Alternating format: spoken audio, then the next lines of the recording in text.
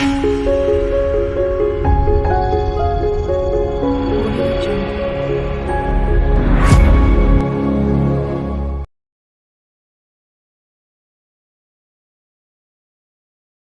12 का अगर सॉल्यूशन लें कि एप्सिलॉन नोट का मात्रक क्या है, तो एप्सिलॉन नोट आया कहाँ। एप्सिलॉन नोट का मात्रक अगर आपको जानना है तो इस बात का ध्यान रखेंगे कि एप्सिलॉन नोट बराबर होता है 8.85 into 10⁻⁻12 coulomb square by newton meter square, या इसी coulomb square by newton meter square को ही हम कहते हैं फैराड पर मीटर।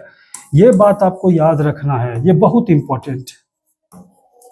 ये फैराड पर मीटर आगे आपको हम क्लास में बताए हुए, जो क्लास में अटेंड किए होंगे ऑफलाइन क्लास, उनको पता होगा, इसको हम पूरा डिटेल में बताएं, कॉपी में आपके होगा। लेकिन जो विद्यार्थी अभी जो मेरे ऑफलाइन क्लास में नहीं है वो सिर्फ ये समझें कि coulomb square by newton meter square बराबर होता है फैराड पर मीटर। ये दोनों एक ही चीज़ है, इसको याद रखिए। तो यहाँ पर आप देखिए एप्सिलॉन नोट का मात्रक कभी ये देगा कभी ये देगा, तो दोनों याद रखना है, एक कूलम्ब स्क्वायर पर न्यूटन मीटर स्क्वायर और इसका फैराड पर मीटर। तो यहाँ पर एप्सिलॉन नोट का मात्रक क्या होगा, फैराड पर मीटर। मतलब इसी फैराड पर मीटर को ही हम इसको कैसे लिखते हैं, फैराड पर मीटर। तो इसका आंसर होगा आपको बी। और इस देखिए एप्सिलॉन नोट का सभी चीज़ याद रखना है, उसका ये मान भी आपको याद रखना है, ये जो वैल्यू दिख रहा है ये वैल्यू भी आपको याद रखना है, इसका मात्रक भी याद रखना है, ऐसा ही मात्रक भी, चाहे कूलम्ब स्क्वायर पर न्यूटन मीटर स्क्वायर कहें या फैराड पर मीटर कहें, ये आपको याद रखना है। आवेश के पृष्ठ घनत्व का मात्रक होता है, अभी कुछ देर पहले आया था यही क्वेश्चन, हम बोले थे वहां भी कि ये जो सवाल है, इस सवाल का डिफिनीशन, इसका एसआई मात्रक, इसका बीमीय सूत्र, ये सदिश है कि अदिश है, सभी बात इसका याद रखना है। तो पृष्ठ घनत्व अगर कह रहा है तो इसका सॉल्यूशन देखिए, आवेश के पृष्ठ घनत्व, आवेश के पृष्ठ घनत्व को हम लिखते हैं सिग्मा से, और ये जो पृष्ठ घनत्व है सिग्मा, ये बराबर होता है Q बाय A, ये कूलम्ब और यहाँ मीटर स्क्वायर, इसी को लिखते हैं कूलम्ब पर मीटर स्क्वायर। तो कूलम्ब पर मीटर स्क्वायर कौन है आपके लिए, यहाँ पर देखिए ए नंबर, तो इसका सही आंसर है कूलम्ब पर मीटर स्क्वायर। कुल आवेश ऊपर में बटे कुल क्षेत्रफल, जो कुछ देर पहले भी बताए थे, ये इसका आंसर हो गया 13। नेक्स्ट क्वेश्चन है आपको 14। इस क्वेश्चन को देखिए आप, ये क्वेश्चन यहाँ पे इसका सॉल्यूशन हम देने जा रहे हैं। तो इसका सॉल्यूशन या देखिए, इसको डिटेल में हम देखते हैं कि ये क्वेश्चन क्या कह रहा है। ये क्वेश्चन आपसे ये कह रहा है कि इस तरह पे जो आपको दिख रहा है यहाँ पर इसको थोड़ा नीचे कर दे, प्रॉपर दिखाई दे। हाँ, अब देखिए ये क्या कह रहा है आपसे कि दिए गए चित्र में, थोड़ा और नीचे कर दीजिए इसको, ठीक है। ये कह रहा है कि दिए गए चित्र में यदि आवेश Q पर कुल प्रभावी बल शून्य है, आवेश Q पर कुल प्रभावी बल शून्य है, मतलब यहाँ क्या आवेश है, एक Q यहाँ है, एक Q यहाँ है, एक स्मॉल Q यहाँ है, एक स्मॉल Q यहाँ पर है।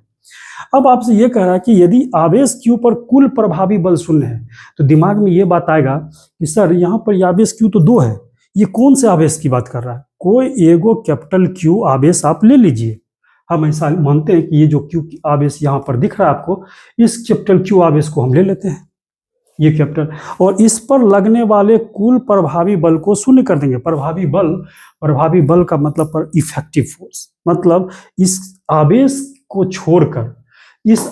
छोड़कर जितना भी आवेश आपको दिख रहा है, मतलब ये आवेश इस पर बल किधर लगाएगा, ये आवेश इस पर बल किधर लगाएगा, और ये आवेश इस पर बल किधर लगाएगा, ये सभी बल कह रहा है प्रभावी बल शून्य, ये सभी बल का सदिश योग शून्य है। प्रभावी बल मतलब बल अगर सीधे बोल रहा है कि बल अगर बोल रहा है, इसका मतलब बल सदिश राशि है, उसका दिशा भी आपको कंसीडर करना पड़ेगा, उसका विचार करना पड़ेगा।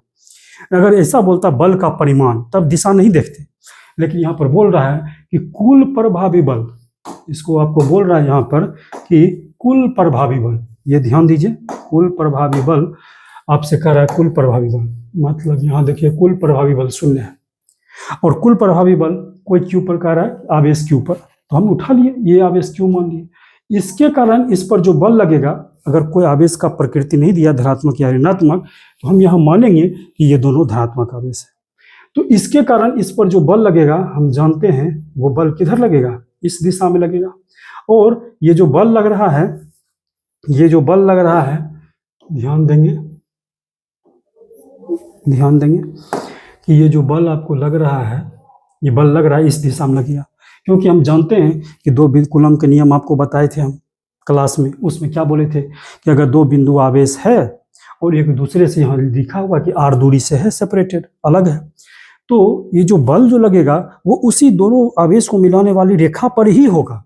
मतलब ये दोनों आवेश को मिलाने वाला रेखा कौन है, ये वाला रेखा है, काला वाला दिख रहा है, जो ये वाला दिख रहा है, ये वाला ये दिख रहा है कि नहीं, ये वाला दिख रहा है आपको, मतलब इसी रेखा पर ये बल होगा। अब बात आता है रेखा पर आकर्षण या प्रतिकर्षण। अब हमको मालूम नहीं है कि चिन्ह क्या है, तो हम माने शुरू में धनात्मक, तो ये इसको क्या, ये जो आवेश है इस पर बल किधर लगेगा, चूंकि दोनों की प्रकृति समान है, धनात्मक माने हैं, तो ये इसको इधर धकेल देगा, मतलब दूर, तो दूर धकेलेगा, लेकिन होगा इसी लाइन पर, क्योंकि कूलम बल केंद्रीय बल है। याद होगा केंद्रीय बल का परिभाषा हम डिटेल में दिए थे। तो कूलम बल जो है सो केंद्रीय बल है, मतलब वो दोनों आवेश को मिलाने वाली रेखा पर ही होगा, और ये रेखा पर या तो इधर या तो इधर। लेकिन दोनों का आवेश अगर धनात्मक है, प्रकृति समान है, तो ये आवेश इसको इस दिशा में धकेल देगा, मतलब प्रतिकर्षण करेगा, इसका दिशा हो गया इधर। अब मान क्या होगा, तो मान कूलम साहब बोले थे कि 1/4πε0 Q बाय दोनों के बीच की दूरी का स्क्वायर। ये इस F जो बल लग रहा है यहाँ पर, इसका ये हो गया मान, यहाँ कोनों में हम लिख दिए इसको। अब इस आवेश के कारण इस पर बल, तो देखिए फिर वही Q और Q है, दूरी R है, कुछ बदला नहीं है, मतलब आवेश का जो मान भी समान है, उसके बीच का दूरी भी समान है, तो जो बल का परिमाण होगा वो समान होगा। लेकिन ये जो बल का परिमाण कितना होगा, वही इतना ही 1/4πε0 Q/r²। लेकिन दिशा किधर, इस दोनों को मिलाने वाली रेखा पर ही होगा। ये जो Q आपको दिख रहा है, ये जो Q दिख रहा है आपको, ये Q जो दिख रहा है, इसके और इसके मिलाने वाली रेखा पर ही होगा। और चूंकि ये दोनों धनात्मक माने हैं, तो ये इस पर बल प्रतिकर्षण इधर इसको धकेल देगा, तो ये बल जितना F है, ये भी बल F ही होगा, क्योंकि दोनों का आवेश समान है और दोनों के बीच का दूरी भी समान है पहले की तरह। लेकिन दिशा बदलेगा, क्योंकि दोनों आवेशों के बीच जो लाइन है, वो लाइन एक ऊपर है, एक इस दिशा में है, तो लेकिन होना है बल को इसी लाइन पर, तो इस दिशा में ये होगा बल। क्लियर है। अब आपको एक चीज पता होगा कि दो बल हो और अगर दोनों बल एक दूसरे से 90 डिग्री पर हो, ध्यान से सुनेंगे कि अगर दो बल आपको दिया हुआ है, दोनों बल का परिमाण समान हो और उसके बीच का कोण 90 डिग्री हो, तो इस दोनों बल का परिणामी बल जो होगा, बल कोण राशि सदिश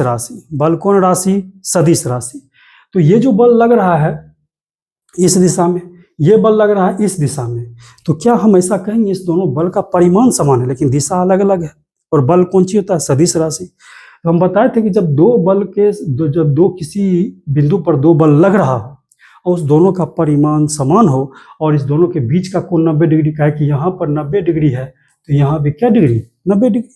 अगर 90 डिग्री है तो इसका जो परिणामी बल होगा, परिणामी बल, ध्यान देंगे, परिणामी बल मतलब इस दोनों का परिणामी बल जो होगा ठीक बीचों बीच गुजरेगा। ठीक बीचों बीच कहने का मतलब यहां से गुजरेगा। परिणामी बल ई होगा 45 डिग्री और ई भी होगा आपको 45 डिग्री। क्या समझ में बात आ रहा है मेरा?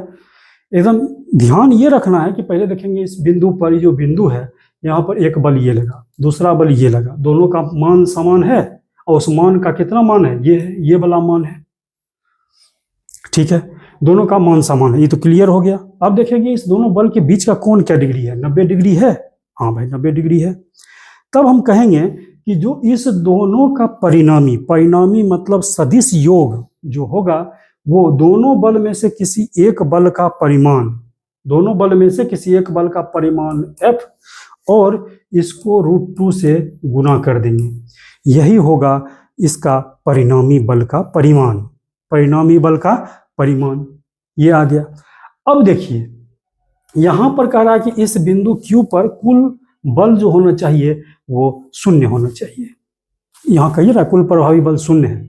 तो अभी तो हम निकाले हैं इस आवेश और इस आवेश के कारण इस पर बल, एक इधर और इस दोनों का परिणामी इधर, मतलब इस दोनों के कारण रिजल्टेंट नेट प्रभाव, कुल प्रभाव जो है उसका ना इधर है ना इधर है, बल्कि नेट प्रभाव इस दिशा में है और उसका मान है बल का F√2।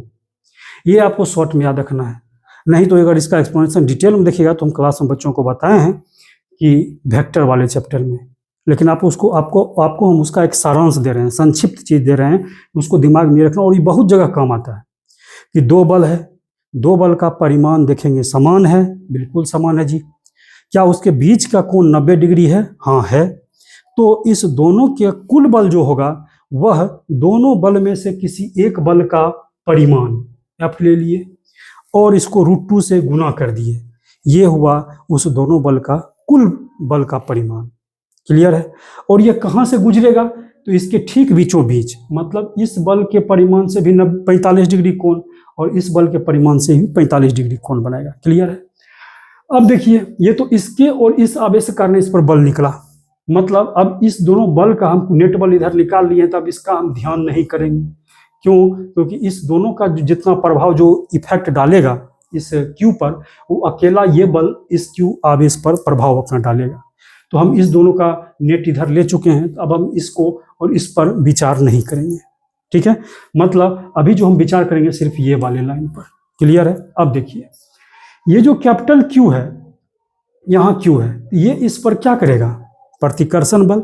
ये Q इसको इधर धक्का देगा, तो धक्का देगा, इसको हम अलग कलर से कर देते हैं, ग्रीन कलर से, कि ये इसको धक्का देगा। तो धक्का देगा किधर? किधर देगा? इसी के एलोंग धक्का देगा। और ये जो होगा, ये जो बल लगेगा, इसको मान लेते हैं F'। इसका वैल्यू क्या होगा? 1/4πε0 Q इंटू Q बाय √2 इसका जो मान होगा वो होगा R√2 का स्क्वायर, मतलब 1/4πε0 Q square divided by R² √2 का स्क्वायर 2 होगा, R² तो 2R² हो गया। ये हुआ आपको F'। यहाँ देखिए, ये किसके कारण बल है, और ये डिस्टेंस, ये R कौन सी लेंगे यहाँ पर? R'। ये देखिए R और R है, तो ये कितना? पाइथागोरस नियम से लगाइए, √R² प्लस R² बराबर R√2। दूरी, चूंकि जो आवेश, ये आवेश जो इस पर बल लगा रहा है उसका दिशा इधर होगा, और दिशा को कैसे डिसाइड होगा कि दोनों आवेश को एक सीधी रेखा से मिला दिए, जो ग्रीन कलर से यहाँ दिखाई दे रहा है, मतलब इसी रेखा पर आवेश अति बल का बल होगा। तो ये बल का दिशा इसी रेखा पर, मतलब ठीक इधर होगा, क्योंकि ये रेखा जो देखिए ये कितना डिग्री पर है, ये भी 45, इधर भी 45। तो इसका मतलब है कि ये जो रेखा पीला वाला है, इस दोनों बल का परिणामी बल का परिमाण है, और ये जो ग्रीन वाला बल है, ये दोनों एक ही रेखा पर होगा। और हम जानते हैं कि जब दो बल एक ही दिशा में हो तो इसका कुल मान कैसे निकालते हैं? कुल मान कैसे निकालते हैं? कुल मान निकालते हैं, ध्यान देंगे, कुल मान, कुल बल का परिमाण, ध्यान देंगे, कुल बल का परिमाण, मतलब F√2 प्लस F' बराबर, कह रहा कुल प्रभावी बल शून्य है, तो लीजिए इसको शून्य कर दिए। ये कहाँ से किए हम? प्रश्नानुसार शून्य कर दिए जो कह रहा है। तो यहाँ से F जो होगा, F का वैल्यू रखिए, F का वैल्यू होगा 1/4πε0 QQ बाय R² √2, इसको √2 लीजिए, √2 प्लस F' कह रहा है 1/4πε0 Q² बाय 2R² बराबर 0।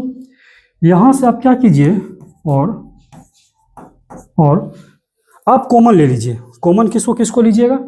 1/4πε0 कॉमन लिए, Q कॉमन लिए और R² कॉमन लिए। तो यहाँ क्या बचा मेरा? बताइए क्या बचा? यहाँ पर जो आया वो, यहाँ पर जो आया वो आया मेरा √2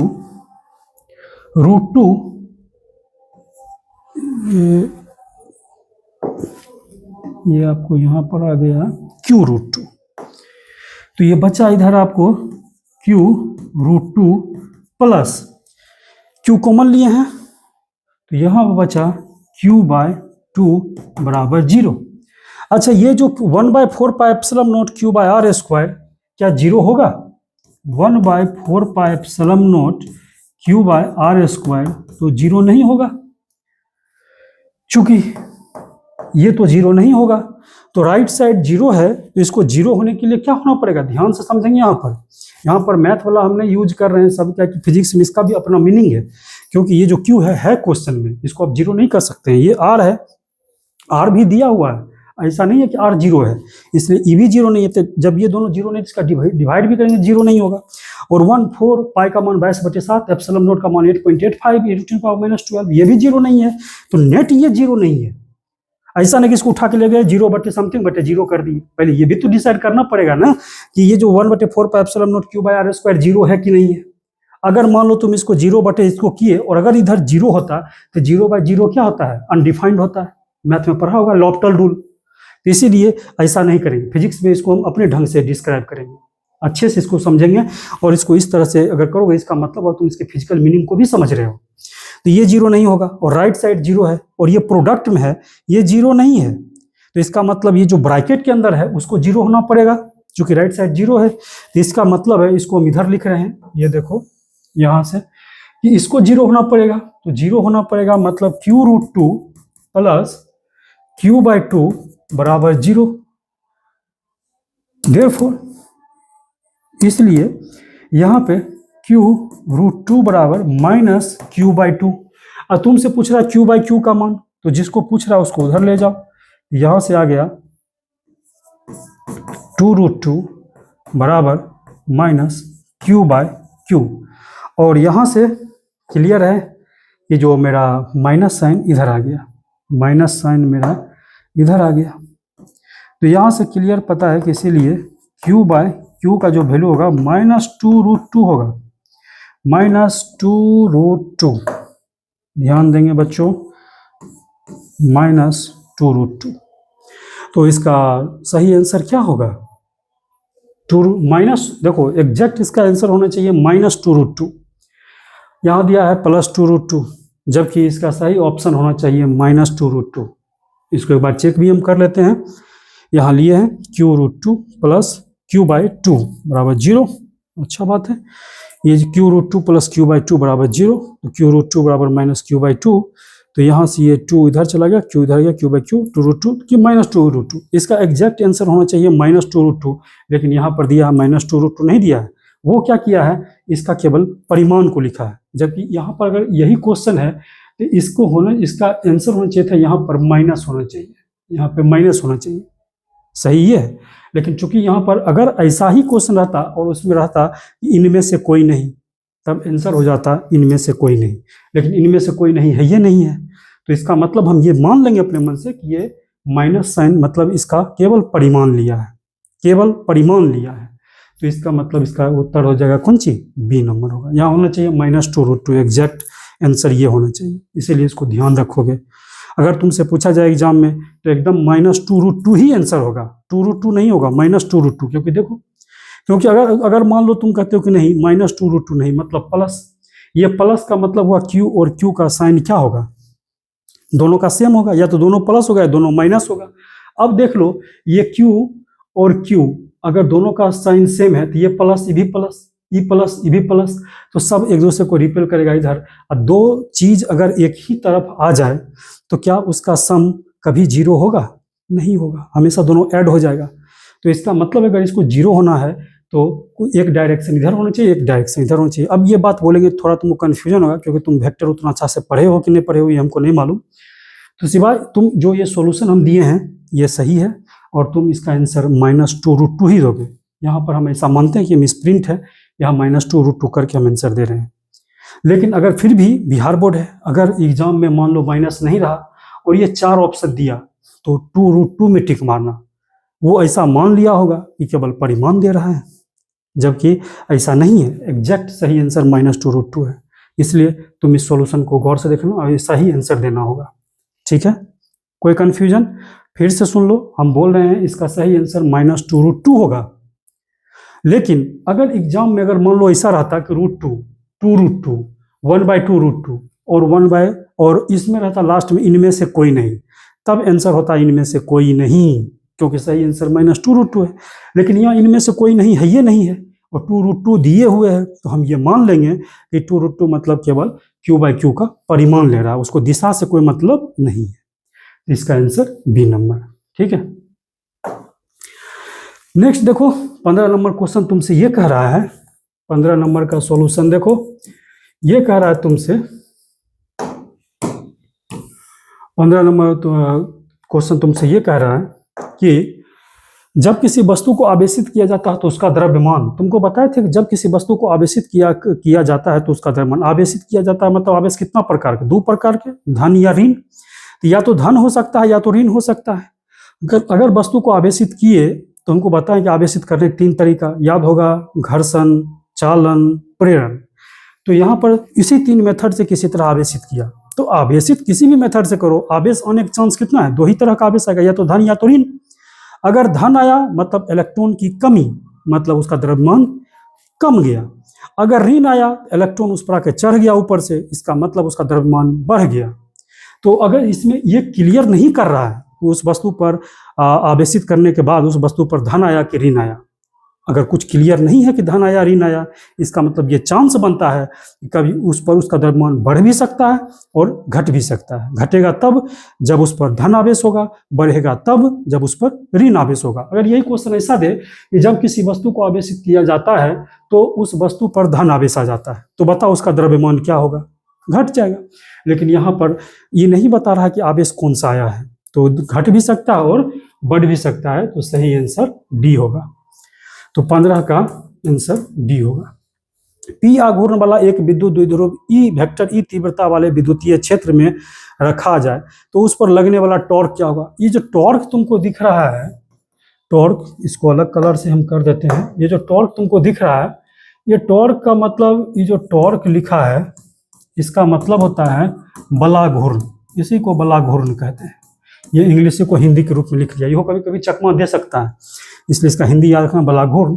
और हम बताए हुए कि अगर कोई विद्युत द्विध्रुव किसी समरूप विद्युतीय क्षेत्र ई में रखा हो तो उस पर जो बलाघूर्ण लगता है उसको इससे लिखते हैं, ये तुम्हारा हुआ टॉर्क, मतलब बलाघूर्ण, ये तुम्हारा हुआ बलाघूर्ण, ठीक है।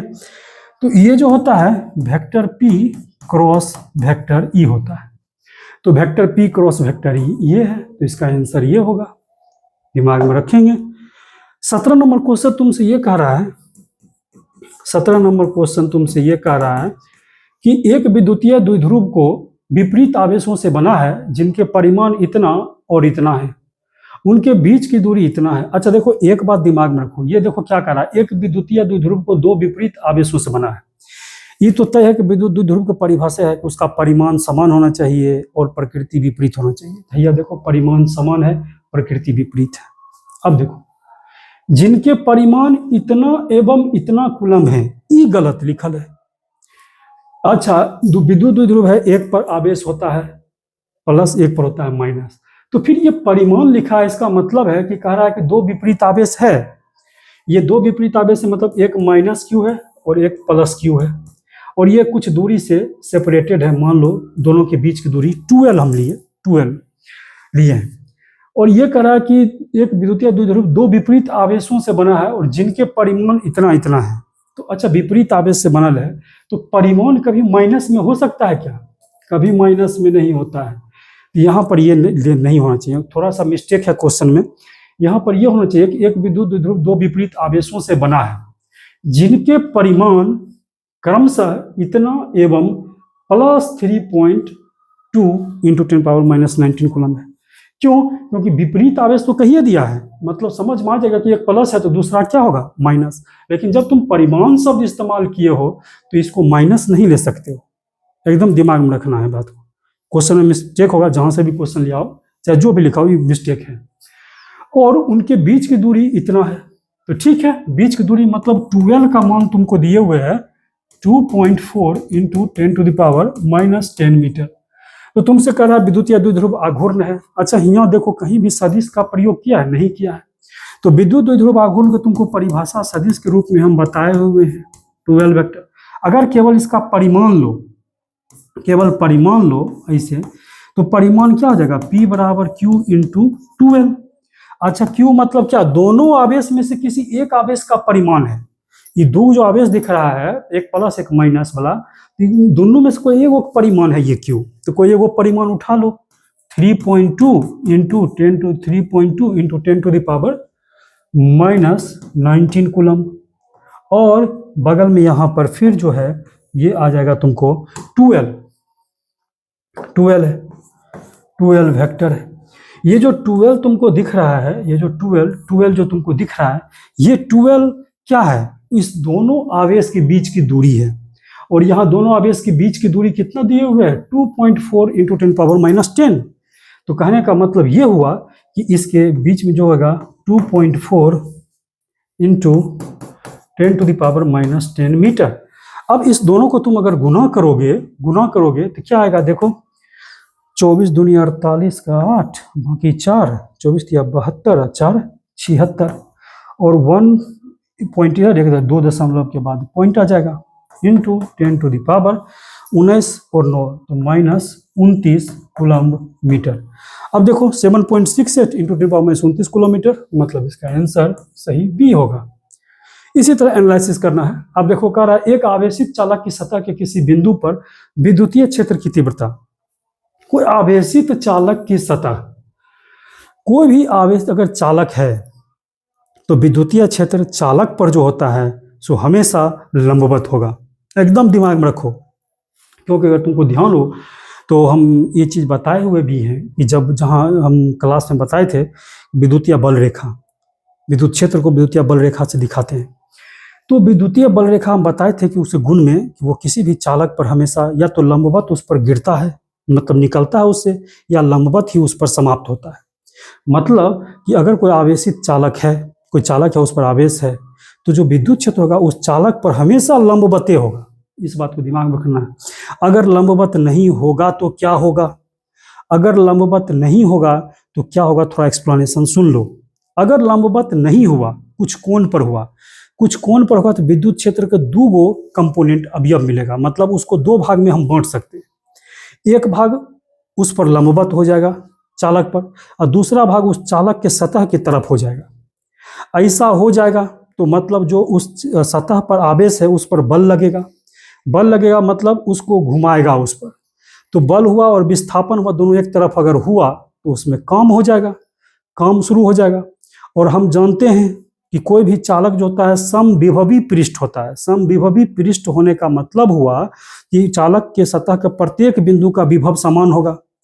तो अगर विभव समान है तो दो बिंदु के बीच का विभवांतर क्या होगा? शून्य होगा। मतलब कोई वर्क नहीं होगा उस पर चालक को आवेश को घुमाने पर। जबकि अगर विद्युत क्षेत्र सतह के अलॉन्ग हो जाएगा तो कह रहे हैं कि आवेश घूमेगा, वो आवेश पर वर्क होगा, जबकि वर्क होता ही नहीं है। इसीलिए रीजन यही है इसका। इसीलिए अगर सतह पर जो होगा सो क्या होगा? लंबवत होगा। अगर लंबवत नहीं होगा तो हम कहेंगे कि उस कोई भी जो यहाँ पर तुमको विद्युत क्षेत्र दिख रहा है कि अगर लंबवत नहीं होगा, कुछ कोण पर होगा, कुछ कोण पर होगा तो उसका दो भाग में बांट सकते हैं। उसमें से एक भाग लंबवत होगा, दूसरा भाग किस पर लंबवत होगा? चालक पर, और दूसरा भाग चालक के सतह के पर होगा। अब चालक के सतह पर होगा तो आवेश को क्या करेगा? आवेश पर बल लगाना शुरू करेगा, आवेश को घुमाएगा।